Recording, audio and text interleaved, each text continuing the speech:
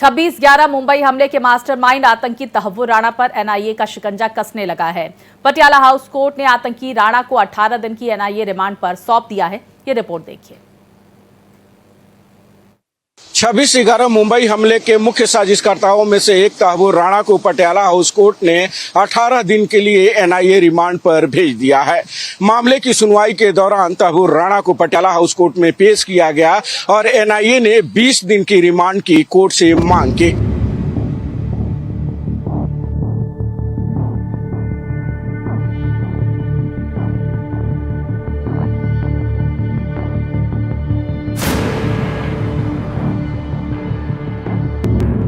अठारह दिन की एनआईए रिमांड पर आतंकी तहव्वुर राणा। पटियाला हाउस कोर्ट ने एनआईए रिमांड पर भेजा। आतंकी राणा से एनआईए मुख्यालय में पूछताछ जारी। 26/11 मुंबई हमले के मास्टरमाइंड आतंकी तहव्वुर राणा को पटियाला हाउस कोर्ट के एनआईए कोर्ट ने 18 दिन की रिमांड पर भेज दिया है। आतंकी राणा को एनआईए कल रात करीब 10:30 बजे पटियाला हाउस कोर्ट में पेश कर चुकी है। एनआईए की ओर से पेश वरिष्ठ वकील दयान कृष्णन और तहव्वुर राणा को दिए गए वकील ने अपनी अपनी दलीलें पेश की है। सुनवाई के दौरान एनआईए कोर्ट के स्पेशल जज चंद्रजीत सिंह ने एनआईए से पूछा कि रिमांड क्यों चाहिए, जिस पर एनआईए ने हेडली और तहव्वुर राणा के बीच हुई बातचीत से संबंधित मेल की जांच का हवाला दिया और कहा कि एनआईए राणा से पूछताछ करना चाहती है। स्पेशल जज ने एनआईए से पूछा कि आखिर आपको 20 दिन की रिमांड क्यों चाहिए, जिसने अदालत को बताया गया कि डेविड हेडली और साथ ही तहव्वुर राणा के बीच में बातचीत हुई है। उससे संबंधित मेल भी अदालत को दिखाए गए और कहा गया कि इससे संबंधित जानकारी एनआईए को हासिल करनी है, लिहाजा कस्टडी में लेकर के इससे पूछताछ करना जरूरी है। रिमांड मिलने के बाद पटियाला हाउस कोर्ट से आतंकी तहव्वुर राणा को कड़ी सुरक्षा के घेरे में एनआईए मुख्यालय लाया गया, जहां तहव्वुर राणा से पूछताछ जारी है। अगर एनआईए को लगता है कि जिन सवालों का वह जवाब जानना चाहता था उसे अभी तक नहीं मिला है, तो फिर 18 दिन बाद एनआईए उसे पटियाला हाउस कोर्ट में पेश कर दोबारा रिमांड की मांग कर सकती है। भारत एक्सप्रेस के लिए कैमरा पर्सन पवन शर्मा के साथ गोपाल कृष्ण। मोहित हमारे साथ जुड़ गए हैं। मोहित, देखिए 18 दिन की रिमांड पर तहव्वुर राणा को भेजा गया है। क्या कुछ जानकारियां कल देर रात तक पटियाला हाउस कोर्ट में सुनवाई हुई और एनआईए मुख्यालय में फिलहाल रखा गया है, इस तरह की जानकारियां सामने आ रही हैं? और देखिए स्वाति, आपको बताना चाहूंगा कि हिंदुस्तान का दुश्मन नंबर 1 या हम यूं कहें कि मोस्ट वांटेड अपराधी, क्रिमिनल और आतंकवादी, बिल्कुल, देखिए तहव्वुर राणा इस वक्त भारत में है। 18 दिन की रिमांड दी गई है। ऐसे में देखिए अमेरिका की तरफ से भी बयान सामने निकल कर आया। आतंकवाद के मुद्दे पर अमेरिका और भारत एक साथ है। अमेरिका ने यह साफ कर दिया जब प्रधानमंत्री नरेंद्र मोदी अमेरिका के दौरे पर थे, उस दौरान भी अमेरिकी राष्ट्रपति डोनाल्ड ट्रंप की तरफ से कुछ इसी तरह की बातें कही गई थी कि आतंकवाद का मुद्दा जिस पर भारत और अमेरिका साथ है और यही वजह है कि अमेरिका ने तहव्वुर राणा को भारत को सौंप दिया है। मोहित, अपनी बात आप पूरी करें।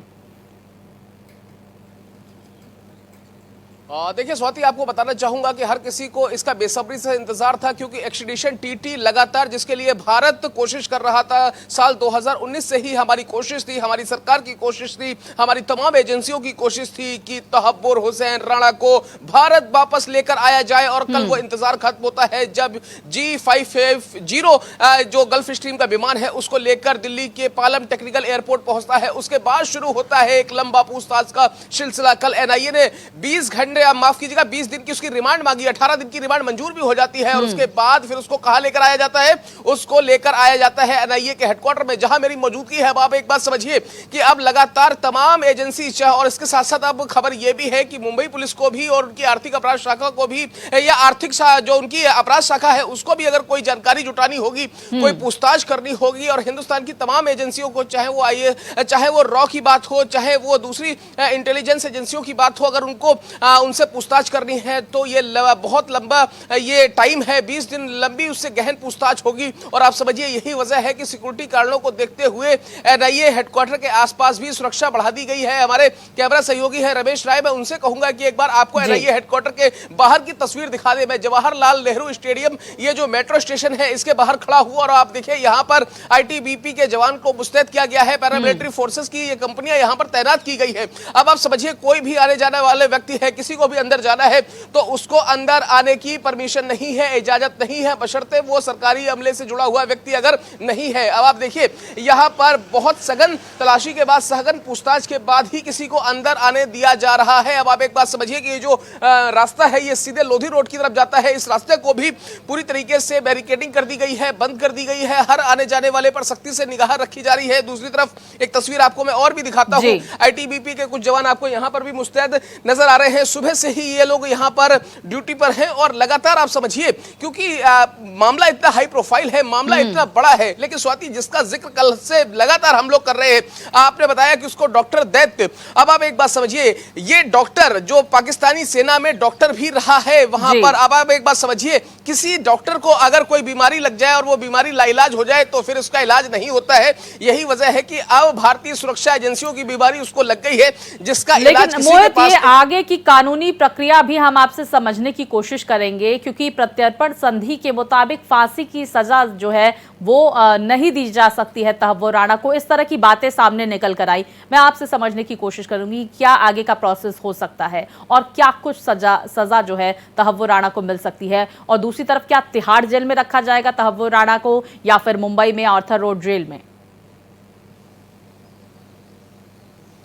देखिए स्वाति, मैं आपको बताऊं कि इसके लिए 2 जेलों का चुनाव किया गया है। जब तक ये पूरी पूछताछ, जब तक आगे की प्रक्रिया राजधानी दिल्ली में रहेगी, दिल्ली में चलती है, तो दिल्ली के तिहाड़ जेल में उसको रखा जाएगा। और अगर किसी वजह से या आगे की कार्रवाई के लिए, आगे की पूछताछ के लिए अगर उसको मुंबई लेकर एजेंसियां जाती हैं तो मुंबई के आर्थर रोड जेल पर उसको रखा जाएगा। अब आप एक बात समझिए कि उसके लिए उसी तरीके से हाई प्रोफाइल सिक्योरिटी बैरक बनाया गया है, हाई प्रोफाइल उसके लिए जेल बनाई गई है, जिस तरीके से कसाब के लिए बनाई गई थी। आपको याद होगा 12 नंबर की वो बैरक हुआ करती थी जो हाई प्रोफाइल जेल हुआ करती थी जिसके अंदर कसाब को रखा गया था। ठीक उसी तरीके की ये बैरक दोनों जगह। आप समझिए ऐसा नहीं है कि कोई पहली बार इसको तैयार किया जा रहा है। तिहाड़ जेल के अंदर पहले से ही इस तरीके की हाई प्रोफाइल कैदियों को रखा जाता है। आप एक बात समझिए, एक से बड़े खुकार कैदी उसमें ऑलरेडी पहले से है। तो यही वजह है कि चाहे आप तहव्वुर हुसैन राणा की बात हो, चाहे दूसरे आतंकवादियों की बात हो, लगातार सभी के लिए हिंदुस्तान में खातिरदारी करने का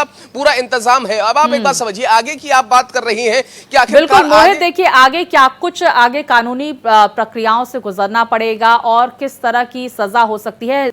तो देखिए 26/11 मुंबई हमले का साजिशकर्ता तहव्वुर राणा ने पटियाला हाउस कोर्ट में पेशी के बाद एनआईए मुख्यालय उसे लाया गया। एनआईए मुख्यालय में ही राणा से पूछताछ होगी। देखिए भारत एक्सप्रेस संवाददाता गोपाल कृष्ण की खास रिपोर्ट। 26/11 मुंबई हमले के मुख्य साजिशकर्ताओं में से एक तहव्वुर राणा को पटियाला हाउस कोर्ट ने 18 दिन के लिए एनआईए रिमांड पर भेज दिया है। मामले की सुनवाई के दौरान तहव्वुर राणा को पटियाला हाउस कोर्ट में पेश किया गया और एनआईए ने 20 दिन की रिमांड की कोर्ट से मांग की, जिस पर स्पेशल जज ने एनआईए से पूछा कि आखिर आपको 20 दिन की रिमांड क्यों चाहिए, जिसने अदालत को बताया गया कि डेविड हेडली और साथ ही तहव्वुर राणा के बीच में बातचीत हुई है। उससे संबंधित मेल भी अदालत को दिखाए गए और कहा गया कि इससे संबंधित जानकारी एनआईए को हासिल करनी है, लिहाजा कस्टडी में लेकर के इससे पूछताछ करना जरूरी है। जिसके बाद अदालत में तहव्वुर राणा की ओर से पेश वकील ने इसका विरोध किया और कहा कि 20 दिन की रिमांड की आवश्यकता नहीं है क्योंकि इस मामले में पहले ही जांच लगभग पूरी हो चुकी है। यह जो वकील मुहैया कराया गया था तहव्वुर राणा की तरफ से, वह नालसा ने मुहैया कराया था, जिसने तहव्वुर राणा का पक्ष रखा था। कोर्ट ने दोनों पक्षों की जीरह के बाद फैसला सुरक्षित रखा था और लगभग 1 से 1.5 घंटे बाद अदालत ने तहव्वुर राणा को 18 दिन के लिए एनआईए रिमांड पर भेज दिया था। दरअसल तहव्वुर राणा को आज दिल्ली के पालम एयरपोर्ट पर लाया गया और उसके बाद मेडिकल चेकअप के बाद पटियाला हाउस कोर्ट में पेश किया गया। अब यहां से रिमांड पर भेजे जाने के बाद तहव्वुर राणा को एनआईए मुख्यालय ले जाया गया है, जहां पर एनआईए के अलग अलग अलग अधिकारियों की जो टीम है वो उससे पूछताछ करेगी और 18 दिनों तक पूछताछ के दौरान देखना होगा कि किन किन सवालों का तहव्वुर राणा जवाब देता है और किन सवालों का जवाब देने में आनाकानी करता है। अगर एनआईए को लगता है कि जिन सवालों का वह जवाब जानना चाहता था उसे अभी तक नहीं मिला है तो फिर 18 दिन बाद एनआईए उसे पटियाला हाउस कोर्ट में पेश कर दोबारा रिमांड की मांग कर सकती है। भारत एक्सप्रेस के लिए कैमरा पर्सन पवन शर्मा के साथ गोपाल कृष्ण। और चलिए अब तहव्वुर राणा के वकील का बयान भी सुन लेते हैं। एनआईए ने 20 दिन की पुलिस कस्टडी मांगी थी, कोर्ट ने 18 दिन की कस्टडी दी है इन्वेस्टिगेशन के लिए और ये डायरेक्ट किया है कि कस्टडी में लेने से पहले और अगली डेट पे प्रोडक्शन से पहले भी कॉम्प्रिहेंसिव मेडिकल टेस्ट होंगे और बीच में जो भी उनकी मेडिकल रिक्वायरमेंट्स हैं उनको ध्यान में रखें। वही देखिए, इस खबर पर लगातार जानकारी के साथ मेरे सहयोगी मोहित लगातार हमारे साथ जुड़े हुए हैं। मोहित, हम प्रत्यर्पण संधि का जिक्र कर रहे थे। पाकिस्तान के बाद कनाडा की नागरिकता थी तहव्वुर राणा के पास, नागरिकता मौजूदा समय में भी है, हालांकि प्रत्यर्पण जो है अमेरिका से हुआ है। ऐसे में क्या कुछ संधि फॉलो हो सकती है?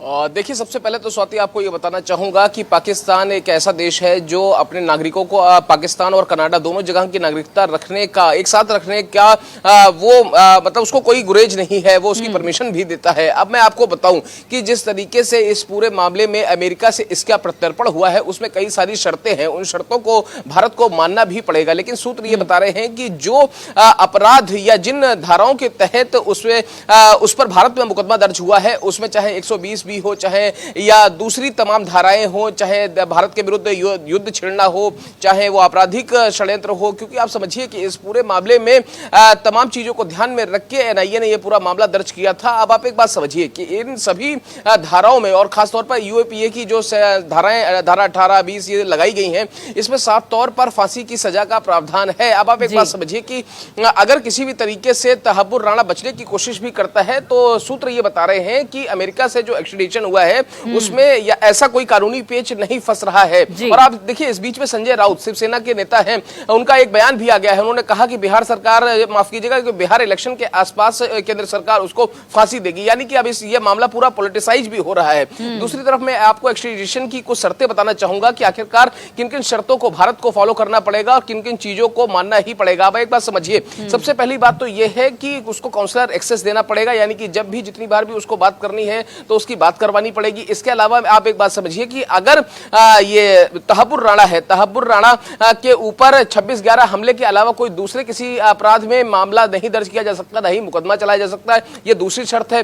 तीसरी मैं आपको बताऊं कि इसके अलावा जो भी मतलब फॉलो और जो भी नियम, जो रूल रेगुलेशन जो अमेरिका में फॉलो हो रहे थे उसी तरीके से उसी चीजों को ध्यान में रखकर सुनवाई करनी पड़ेगी। इसके अलावा मैं आपको बताऊं, आपको 5वां नियम जो है, जो मेरे पास जो 5वें एक्सट्रेडिशन ट्रीटी के जो नियम आए हैं उसके हिसाब से मैं आपको बता रहा हूं। 5वां यह है कि भारत को अपने जो प्रत्यर्पण एक्ट है 1962 उसका भी पालन करना पड़ेगा। और इसके अलावा मैं आपको बताऊं उसकी सारी जिम्मेदारी भारत सरकार की होगी। ये बड़ी बात है क्योंकि अमेरिका से उसको हम एक्सट्रेडिट टीटी के तहत हिंदुस्तान ले आए हैं, यानी कि उसके खाने पीने रहने का और पूरा इंतजाम भारत को ही करना पड़ेगा। अब आप एक बात समझिए, जिसको लेकर लगातार कल भी सवाल उठ रहे थे, लोगों ने कहा था कि उसको कसाब जैसा ट्रीटमेंट ना दिया जाए, उसको बिरयानी ना खिलाई जाए, लेकिन आप एक बात समझिए कि वो एक्सट्रेडिशन पर आ रहा है। अगर वो ये इच्छा रखता है कि बिल्कुल, और प्रत्यर्पण संधि के तहत जो कुछ शर्तें हैं उससे फॉलो करना बेहद जरूरी भी है सरकार के लिए।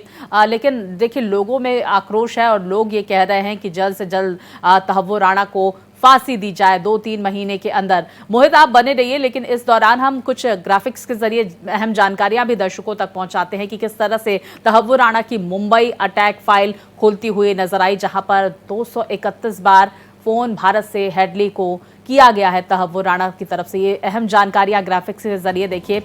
वहीं 8 बार भारत का दौरा किया, 66 कॉल हमले से पहले आखिरी दौर में की गई। तो 11 दिन हमले से ठीक पहले भारत में रहा तहव्वुर राणा। तो देखिए किस तरह से तहव्वुर राणा ने भारत में, मुंबई में रेकी की